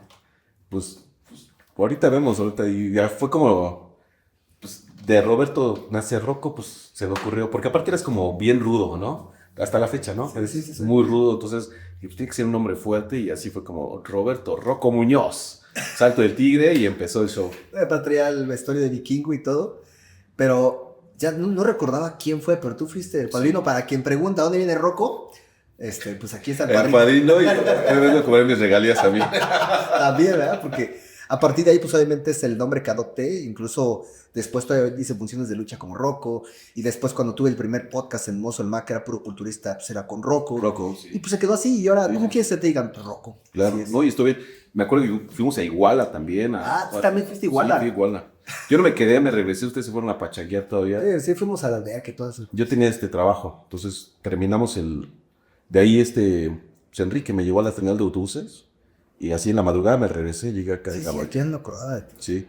Fíjate qué padre volver a recordar eso y de dónde viene el Rocco, ¿no? Gracias al señor de aquí del bozarrón, porque siempre trae un bozarrón, pues con razón la locución, pero entonces no necesariamente tienes que traerlo, se puede educar. Sí, se puede educar, se puede perfeccionar, obviamente aprendes. Hay muchas voces impostadas. Hay quien tiene el talento y hay quien tiene el don, pero muchas voces son impostadas que las utilizas para trabajar y después, bueno, pues la modificas y cambias un poco, ¿no? Que es como el doblaje. Es como el doblaje, exactamente, ¿no? Y bueno, te preguntaba por qué no entraste más, o sea, ok, actor de teatro, y por qué no entraste al cine, por qué no a la televisión, y ahora pues pregunto por qué no en el doblaje también, ¿no? Es que hay muchas cosas que puedes hacer. Sí, hay muchas cosas. Mira, me enfoqué mucho en el crecimiento de Metamorfosis. Yo creo que en algún momento de la vida, como que pues la palabra está fea, pero como que te conformas, ¿no? Como que te estancas un poquito ahí. Estás bien, estás seguro. Estás como funciona y pues así me quedo. Y creo que así fue durante mucho tiempo. Lo que tenía de teatro me causaba bien, o sea, me sentía bien, me causaba bienestar. Lo que empezó a funcionar como espectáculos me causaba bienestar. Hoy día te puedo decir que el año pasado, por ejemplo, tuvimos un evento en diciembre del año pasado. Creo que es de los elencos más grandes y más importantes que yo he producido. Llevamos un espectáculo de circo para una empresa de médicos de aquí de México. Y uno de los números de circo que llevé ha estado, por ejemplo, en México. Ha estado en dos circos importantes, en Ataide y en otro más. ¿Cómo se llama el otro circo? Bueno, no me acuerdo, pero en Ataide y en otro más. Y viene llegando Tlama de una gira por Holanda, Rusia. O sea, es un número de circo que es espectacular y solo ha estado en México con Ataide, en otro circo y con Metamorfosis, por ejemplo. Entonces logramos venderlo y el número es caro, o sea, es muy caro, no lo pagan, o sea, es muy caro, logramos convencer al cliente que lo contratara y llevamos bailarinos, o sea, hicimos un espectáculo de circo a una calidad muy buena para una empresa en su empresa, ¿no? Entonces, hoy día te puedo decir que desde que empezamos como un grupo de teatro a esto está evolucionado muchísimo. Hemos estado participando en festivales internacionales ya una cantidad importante de veces, en Argentina, en Colombia, en muchos lugares. En el 2022 incluso ganamos un concurso de comparsas en Colombia, que somos el único grupo mexicano que ha ganado una mención internacional en sobrezancos, por ejemplo. Entonces, eso me tiene muy orgulloso, ¿no? Llevamos de temática el Día de Muertos, que les gustó muchísimo, pero fue un trazo muy importante, Robert, porque llevábamos cráneos de cartonería. Y imagínate que una sola maleta destinamos para un cráneo, o sea, pagamos maletas extras. El transporte pues era como, con cuidadito para que no se nos vayan a maltratar. Entonces todo ese trabajo pues se reflejó en esa mención, ¿no? que era una, o sea, la verdad es que fue una friega muy importante, los vestuarios, el maquillaje. En Colombia, el clima, ahí justamente donde íbamos fue en Iquirá. En Colombia estábamos como a 30 y tantos grados. Entonces, imagínate, vestuario de Catrín y Catrina. El cráneo con cartonería, o sea, y aguántate esa temperatura. La humedad está fuertísima. Ahí es parte de la creación del personaje, porque ya se la querían quitar, no estábamos terminando desfiles. Y dije, aguanten hasta que terminemos, o aguanten.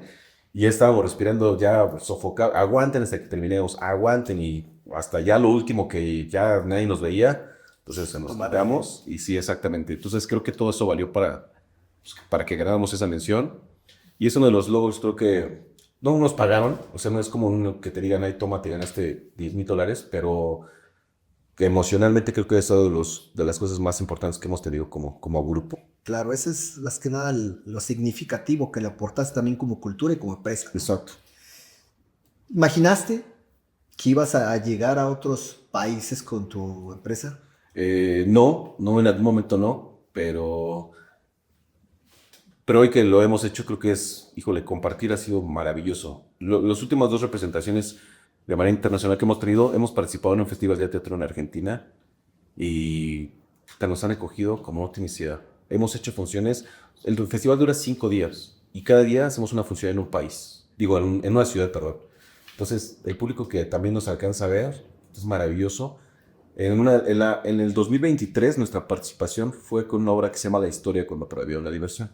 Esa también la escribí yo junto con Andy Mond, o sea, somos coautores. Y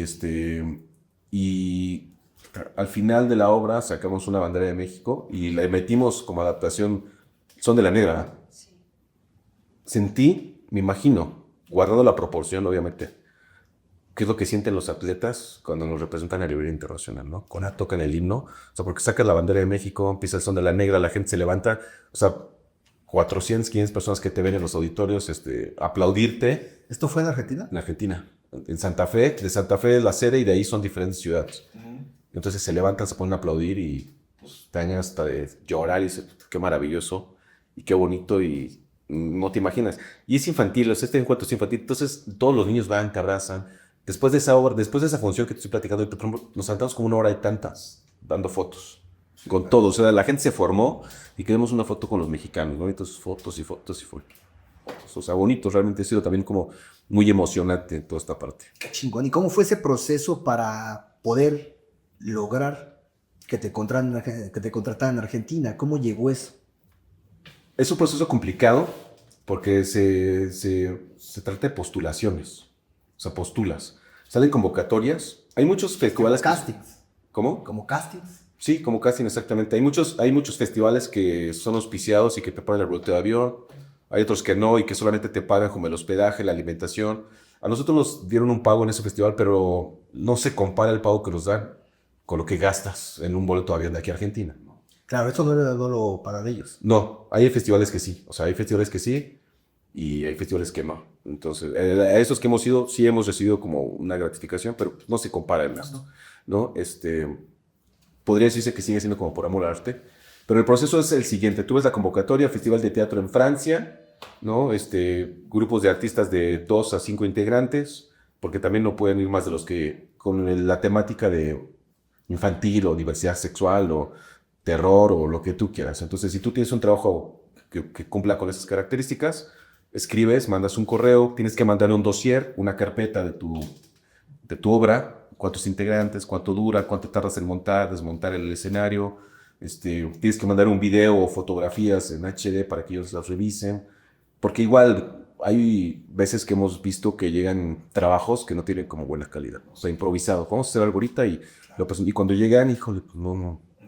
Sí, es un desastre. Entonces yo creo que eso es lo que cuidan, ¿no? Al momento de postular, de recibir las postulaciones y pues te seleccionan. Hemos postulado en unos lugares donde no nos han aceptado, nos han invitado a la siguiente postulación. Me imagino que también es por el número de postulaciones que llegan, porque imagínate que invitamos a 60, pues solo tenemos para recibir a 10, ¿no? Entonces tienen que como que descartar algunos. Claro. Y en otros sí nos han postulado. Esta obra la presentamos también, por ejemplo, en el Teatro Morelos. Y también es algo muy bonito porque vino un director de teatro de Chile Y terminando la obra, se le acerca a Andy, que es mi compañera de escena en esa obra y mi compañera de vida. Entonces le dijo, ¿saben qué? Ellos hacían un festival que se llama Tepola y en Chile. Entonces dijo, ustedes están invitados para el próximo año, no postulen. O sea, yo los veo, soy el director del festival y están invitados, tienen la puerta abierta. Lastimosamente después de eso vino la pandemia, el festival se canceló, pero digo, eso también es como muy importante, ¿no? En cuestión reconocimiento escénico, que un director de otro grupo diga, no postulen, ustedes ya tienen el pase directo. Qué chihuahua, ¿no? Sí. Quiere decir que todo está siendo... Sí, ese es el método de cómo se hace la participación internacional. Digo, en tu equipo tienes pues, de diversos artistas que hacen pues, diferentes actividades, ¿no? ¿Cómo es o qué tan difícil es coordinar y llevar el éxito del proyecto? Es complicado porque te enfrentas a diferentes caracteres, diferentes hábitos, diferentes talentos. Yo he tratado siempre como de mantener una línea humana, ¿no? Que esto no sea como una empresa donde pues, si no cumples te vas. Creo que me ha faltado un poco tal vez esta parte de ser humano dura, pero he tratado de ser como muy humano. Dentro de todo esto que estamos platicando, Robert, en algún momento, por ejemplo, estudié Reiki, ¿no? Que es una cuestión holística donde aprendes como a ser canal de energía. Entonces ahí tiene que ver mucho con la parte de la meditación un poco, de pues, tratar de ser mejor persona. Después estudiamos también energía magnificada, barras de access, o sea, como mucho esta parte espiritual que podemos catalogar como espiritual, pues que trata de ayudarte a ser mejor persona. Entonces, si eso lo aplicas de pronto a tus relaciones humanas, pues vas a encontrar como un poco más de estabilidad, ¿no? Tratar, por lo menos. Naturalmente tú eres equilibrado. Esa ya ha sido mi percepción. Cada que te veo como muy, muy recto, serio, no desbordado de felicidad, tampoco encabronado. ¿Siempre te has mantenido así o has tenido que aprender a equilibrar las emociones y aprender a controlar? Híjole, qué buena pregunta. Yo creo que he tratado de mantenerme. Obviamente no soy perfecto.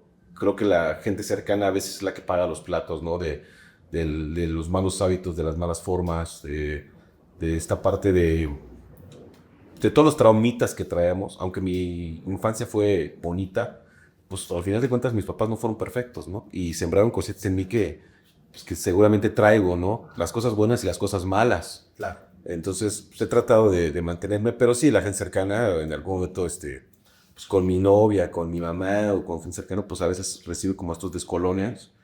Pero sí, o sea, lo que aparento o bueno, lo que se ven de pronto en redes, pues es lo que soy. No soy tan reventado, no bebo, no fumo, trato de hacer ejercicio, no se nota, pero trato de hacer ejercicio.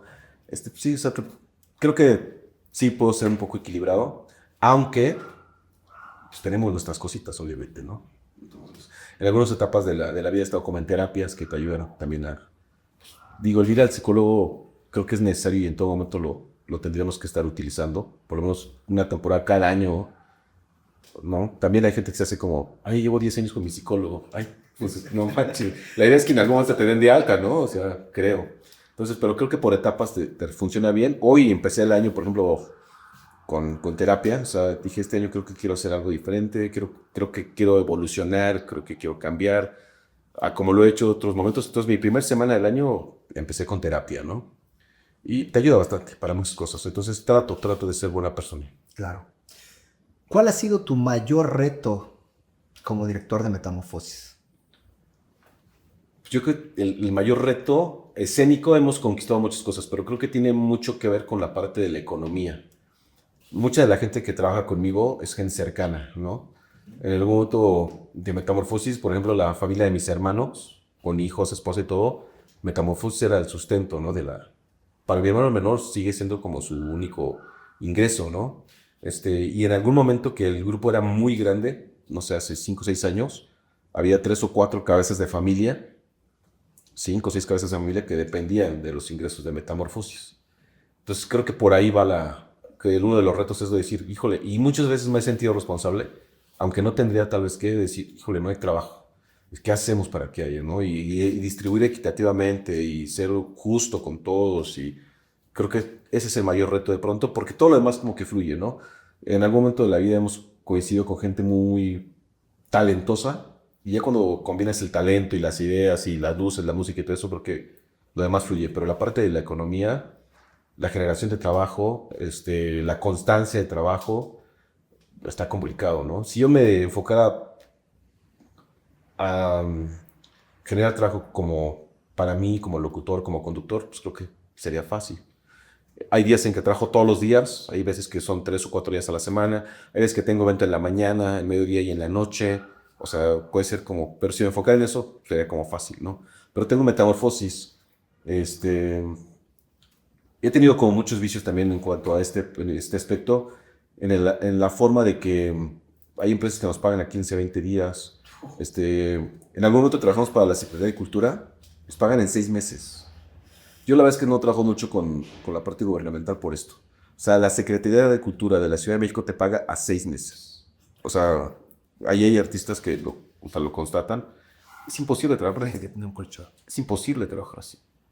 Incluso, lo triste de pronto es que contratan gente que viene de Tlaxcala, de Querétaro, y para venir a cobrar tienes que venir a cobrar a la Ciudad de México. Qué onda. ¿Sí? Entonces, y luego vienes y te dicen, ¿qué crees que tu factura estuvo mal? Entonces, tienes que volver a hacer y tenemos que volver a empezar el proceso. Ya no van a ser 6 meses, pero sí va a ser un mes más. Entonces, te terminan pagando un año después. Entonces, nos hemos enfocado mucho a la parte de particulares y eso creo que ese ha sido el mayor reto, ¿no? La generación de trabajo que sea continuo, que sea constante y pues, que sea bien pagado, que lo que hacemos con gusto y con amor, pues nos remunere de una manera correspondida, ¿no? Claro. ¿Consideras que todo el cambio y la tecnología que ha llegado a las redes sociales ha sido benéfico o negativo para tu proyecto? Yo creo que por la exposición es benéfico, pero creo que también hace que nos hemos encontrado ahorita, por ejemplo,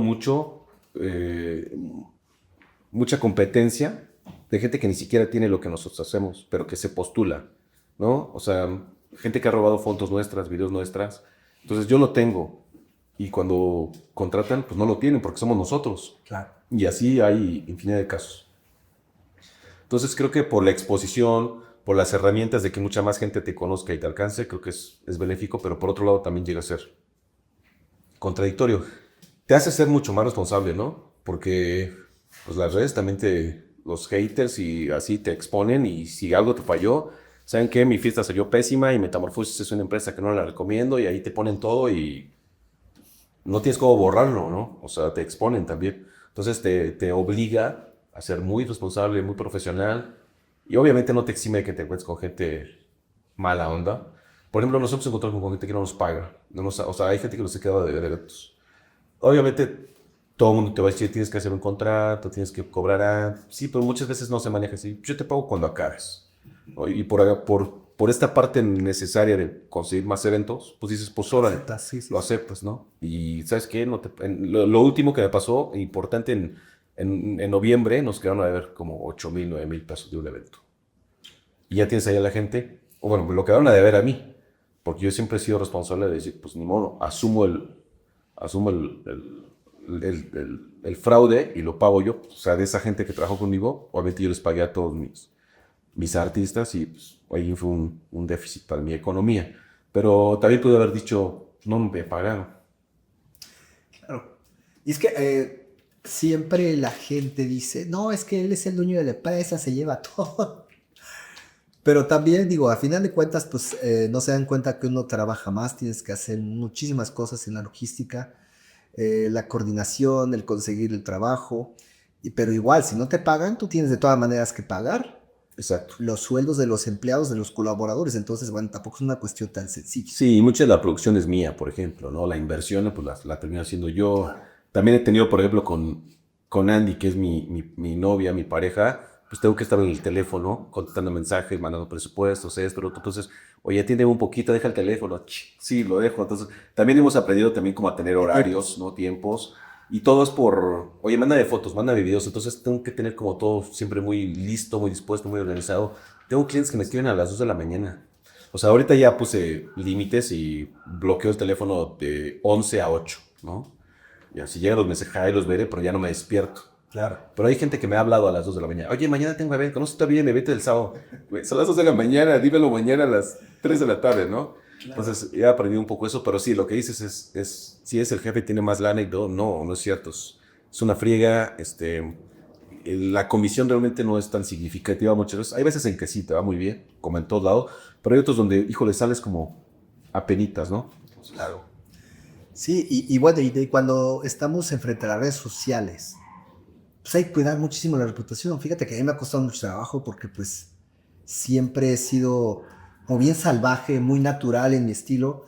Y hablo de estas cuestiones porque yo recientemente estoy terminando una maestría que se llama Imagen Directiva.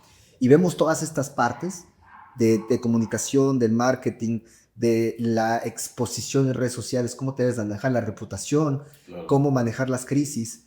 Pero me cuesta mucho trabajo el dejar de ser yo y decirle a la gente, chinguen a su madre porque me pasó esto, ¿no? O para quien hace esto, ¿no? O porque me dejaron plantado, o porque no avisan.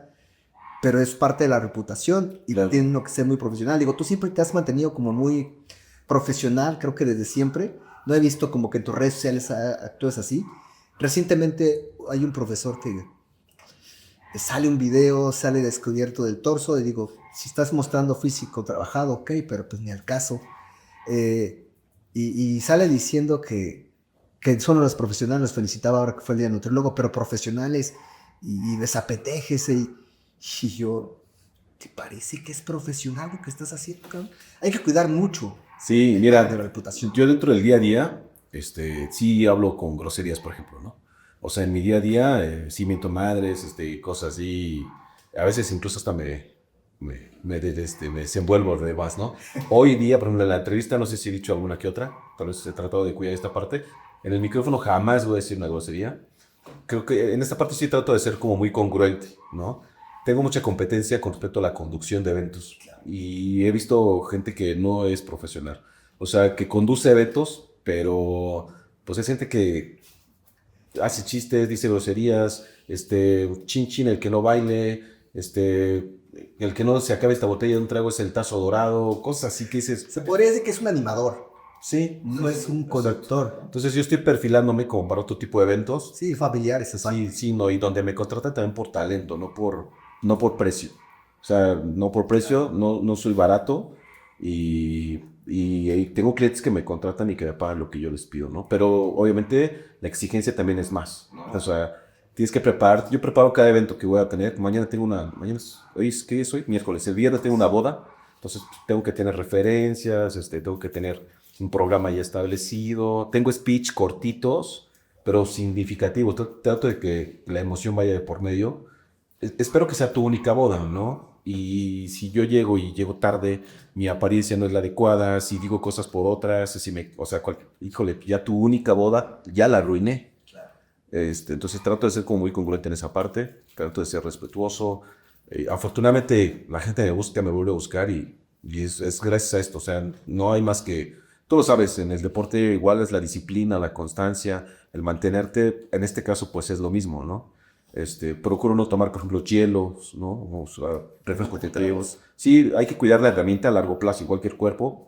Pues ahorita estoy bien, ¿no? Y el cuerpo tiene memoria, es cierto, y con 2-3 meses que me ponga vuelvo a recuperar, pero a la larga, en varios años, ya no vas a tener la misma capacidad física. Claro. Pasa la voz, o sea, lo mismo exactamente. Si ahorita, pues no, ya no me pongo ronco y no me afecta, ¿no? Claro que no, o sea, ahorita no, pero si quieres trabajar de esto más tiempo, tienes que cuidar tu voz también. Entonces, trato de tener como esta apariencia. Y no es una apariencia, o sea, sí trato de ser. Es parte de la imagen. Exacto. O sea, como te especializas en bodas. Y de todo esto que tú realizas entre metamorfosis, la parte actoral, la conducción, la locución, ¿qué disfrutas más? Yo creo que yo creo que todo de acuerdo a cada momento, ¿no? Cuando estoy conduciendo me gusta mucho porque la intención de un conductor, por ejemplo, en eventos sociales, es hacer que la siguiente persona o el festejado sea como el centro de atención, ¿no? O sea, yo voy a hacer que tú seas el protagonista. A lo mejor coadyuvo para que eso suceda con palabras bonitas, dando foco, alguna palabra rimbombante que, mira, me hizo sentir bonito. ¿Escuchaste lo que me dijo? Y que sea recordado por eso, ¿no? Entonces, eso a mí me llena mucho de satisfacción. Cuando tenemos un evento grande, importante, con la batucada, por ejemplo, es un momento de mucha diversión. O sea, yo ahí saco estrés, está padre, me divierto mucho. Cuando hacemos una presentación, por ejemplo, a lo que está platicando del teatro, también es emoción, o sea, es emocionante, ¿no? Y compartes con la gente que amas, están contigo, son parte de tu elenco, todo eso también es muy significativo. Procesos creativos, pues también, ¿no? Esta obra, tuvimos otra obra que se llama Librero con Ruedas. Nos encerramos 2 días a terminar de pulir una obra, o sea, en un departamento, así salíamos a desayunar, seguíamos escribiendo música, esto, lo otro, y ese proceso también fue muy rico, fue muy interesante. Entonces creo que de acuerdo al momento ves cómo vas disfrutando. Lo importante yo creo que es que seas consciente, ¿no? De los momentos y te la pases padre. Casi todos los viajes internacionales que hemos hecho a participar de una manera artística, por ejemplo, a Argentina el año pasado fuimos, el festival duró una semana, pero no fui un mes. Entonces, además de la parte artística, pues paseandas, conocemos, disfrutamos. Entonces yo creo que todos los momentos son bonitos. Sí. Ha logrado bastante, digo yo. Sabía pequeñas partes de lo que tú hacías. Has tenido bastante éxito. ¿Qué viene en puerta? ¿Qué proyectos tienes todavía? ¿Qué le hace falta todavía a Moisés Arellano o Metamorfosis? Voy a empezar a grabar unos audiolibros ahora. Voy a grabar unos audiolibros. Es como de entrada eso. Profesionalmente, quisiera también llegar como a otros públicos. He perdido varios eventos por no hablar inglés. Entonces, la voz les gusta. Oye, pero hablas inglés. No hablo inglés. Puedo leer un poco de inglés, pero no hablo inglés. Entonces, tal vez aprenda a dominar el inglés u otro idioma. Eso, yo creo que eso. Quiero seguir escribiendo teatro. Quiero seguir presentando mis obras. Y quiero ser mejor persona. Sobre todo, creo que hay un enfoque que tengo muy importante es ser una buena persona, porque eso te trae como felicidad, ¿no? Estoy muy enfocado en la paz, la tranquilidad, el compartir, si se puede ayudar, ayudamos. O sea, la gente te recuerda por quién eres también, ¿no? No se va a recordar a lo mejor si les di 10 eventos, pero es una persona que me trató bien cuando trabajé con él. Claro. Entonces creo que un enfoque ahorita muy importante que tengo es ser una buena persona, ser feliz, estar en paz, ser congruente con lo que digo y cómo me desenvuelvo. Claro. Básicamente eso, ¿no? Ahí en el tema de los zancos, todavía no me retiro de los zancos, todavía hay algunas cosas culturales, pero quiero hacer algo importante en los zancos. ¿A qué me refiero con importante? En pandemia, por ejemplo, caminamos 25 kilómetros. Caminamos de Itios Verdes hasta CEU en zancos. Le llamamos caminata con causa, porque ofrecimos caminar y es como estos retos de recaudación. Entonces dijimos, vamos a caminar 25 kilómetros, pero queremos que nos donen despensas. Porque toda la gente de nuestro medio se quedó sin trabajo, obviamente. Sí. Entonces, juntamos como 300 despensas de esa caminata. O sea, armadas, y las repartimos, obviamente, de manera gratuita, ¿no? Entonces, algo así, como algo que sea como fuerte, me gustaría como hacer todavía en zancos. No sé si, y caminar en la luna con zancos o algo así. Sí, algo así. Entonces, todavía no sé qué, pero quiero hacer algo más todavía. Dentro de toda tu experiencia que tienes en estas ramas que hemos platicado, ¿qué le recomiendas a los jóvenes que a lo mejor piensan iniciarse en el arte, en el entretenimiento? ¿Qué consejo le puedes dar? Creo que lo más importante es que hagas lo que te gusta. Muchos de nuestra edad creo que se fueron como por hacer cosas que nos imponían, o que era lo que te iba a dejar lana, o que iba a ser el futuro de las profesiones, ¿no? Y por la pasión tal vez no fue su primera opción. Entonces, lo primero sería que hagan lo que les gusta, ¿no? La segunda es que lo hagan bien, que le pongan pasión y que lo hagan con amor, ¿no? Muy responsables, creo que eso es muy importante. Que aprendamos de pronto, yo ahora que estoy en terapia en estos días, sacaba la conclusión de que si tuviéramos la oportunidad como desde secundaria estar en terapia, una terapia importante, o sea, donde puedas empezar a sanar cosas, a ser consciente de cosas, que tu inteligencia emocional con la que crezcas sea pues, mucho mejor que la de tu edad incluso, creo que tendríamos un mejor país, ¿no? Una mejor familia, mejores humanos, mejores seres. Entonces, que buscáramos de pronto el ser conscientes de esto, ¿no? Claro. Creo que hoy la situación del país en todos los aspectos está complicada, pero es mucho de nosotros, o sea, porque la gente tira basura en la calle, porque la gente que saca a sus perritos no les levanta, ¿no? Porque la gente sin problema puede dejar la llave del agua abierta, ¿no? Porque igual se pone el semáforo en verde y al segundo primero ya te están poteando atrás. Entonces creo que como humanos, como mexicanos, podríamos ser diferentes, simplemente siendo un poco más empáticos. Todos tenemos broncas, todos tenemos necesidades económicas y 1000 cosas más. Pero si pensamos un poquito en esta parte, creo que podríamos ser. Eso es lo que podría recomendar. Esa diferencia, totalmente de acuerdo. Porque actualmente al ser humano solo le importa él, sus tiempos, lo que él quiere. Sí, exacto. Pero pues no se pone a pensar en los demás, ¿no? Exacto. Y eso es muy buen consejo. ¿Algo más que quieras agregar? ¿Te ha hecho falta? No sé, me habías anotado, pero a lo mejor no te... Detallitos. Quería compartirte, por ejemplo, que un libro importante para mí en los últimos 2 años que leí, que me ayudó muchísimo, es El juego de la vida y cómo jugarlo. Está maravilloso, se los recomiendo. Está delgadito y el aprendizaje es muy significativo. Anoté otro que se llama Satán, una autobiografía. Ese lo escuché en audiolibro y está muy bonito. O sea, como persona nos ayuda bastante, nos hace entender el porqué de nuestras actitudes a veces. Entonces, está padre, ahí se los dejo de tarea. Y como tener un poco de claridad en esta parte que tú dices de conciencia, hay que diferenciar un poquito de lo útil y lo valioso, ¿no? Porque hay muchas cosas que no son útiles, pero no son valiosas. Y hay otras cosas que son muy valiosas y que las dejamos de lado, ¿no? O sea, si nos vamos, si morimos, con lo que se queda la gente de nosotros pues es con lo valioso, no con lo útil. A lo mejor podré heredar mi casa, mi carro y me va a ser útil. Claro. Pero me van a olvidar. Sin embargo, si dejo algo como valioso en las personas, creo que es lo que vas a atesorar para toda la vida, ¿no? Entonces, como humanos tenemos muchas necesidades que no son útiles, pero nos enfocamos poco en lo valioso realmente. Claro. Y felicitarte, mi querido Roberto, porque nos conocemos hace mucho tiempo y en algún momento de la vida también nos conocemos, hemos visto nuestros momentos bonitos, los feos también, y también te tocaron pasar etapas bien complicadas. Te has repuesto, has crecido mucho y mira dónde estamos ahora.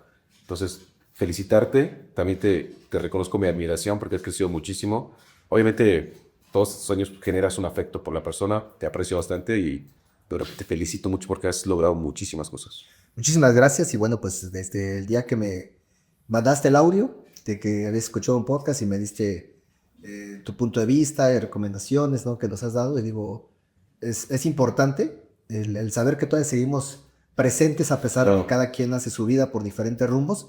Y bueno, pues igual te agradezco porque también has sido parte del proceso, desde que obviamente no pude hacer los sacos, pero de cualquier manera es parte del proceso y todo lo que hemos podido compartir nos suma para que podamos seguir creciendo, y te agradezco que te has dado el tiempo para poder platicar sobre tu experiencia, que aparte sabes llevar una conversación.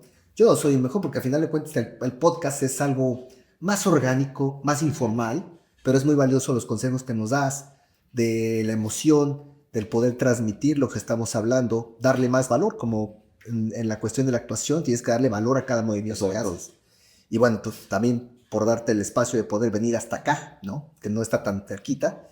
Y bueno, por último, ¿en qué redes sociales te pueden encontrar para que puedan seguir tus eventos, tus proyectos, todo lo que subes? Las personales, que soy Moisés Arellano Flores, conductor y locutor y conductor de eventos, y la empresarial, que es Metamorfosis Espectáculos. Metamorfosis se escribe con S y S. El nombre se lo puse por esta transformación que cuando haces una metamorfosis cambias de un estado a otro totalmente, ¿no? Entonces yo le cambié o sea, de ahí hice una atrocidad ortográfica porque le quité las S y les puse Zetas. Pero eso porque una herramienta importante de los otros eran los ANCOS. Los ANCOS va con Z, entonces es Metamorfosis Espectáculos. Entonces sí nos pueden ubicar, localizar. En Facebook, Instagram, TikTok. Solo ahorita en Instagram y Facebook. YouTube, sí. Pero YouTube es Moisés Arellano, ¿no? Y también tengo lo que se llama Metamorfosis. Ok. Me he estado resistiendo al TikTok, pero ya nuestra community dice que necesitamos abrir el TikTok ya. Claro. Entonces, Moisés Arellano como Instagram y Metamorfosis también en Facebook y en YouTube. Exactamente. Aquí van a aparecer las redes sociales. Y pues bueno, espero que hayas disfrutado esta entrevista tanto como yo la disfruté y que te haya dejado algo de enseñanza para que puedas llevar a cabo los proyectos, o tal vez tengas miedo, si esto te ayude a salir de ello y poder hacer lo que siempre has deseado hacer. Y bueno, recuerda que este podcast está patrocinado por Andefi, Academia de Nutrición Deportiva y Fitness Integral, y nos vemos en el próximo episodio. Hasta la próxima.